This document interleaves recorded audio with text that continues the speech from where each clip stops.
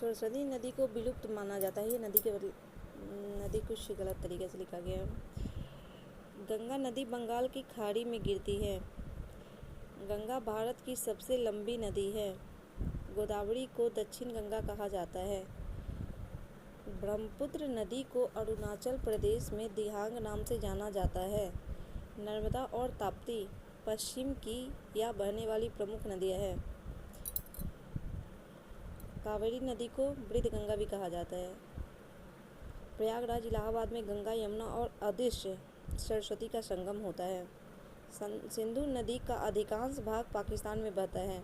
यमुना नदी का सबसे महत्वपूर्ण सहायक नदी है। कृष्णा नदी महाराष्ट्र के महाबलेश्वर से निकलती है। गंगा नदी का उद्गम उत्तराखंड के गौमुख से होता है।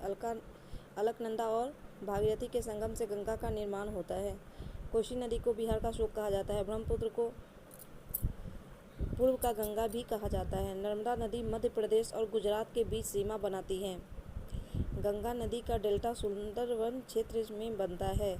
गंगा नदी बंगाल की खाड़ी में गिरती है। महानदी ओडिशा और छत्तीसगढ़ में प्रमुख नदियां हैं।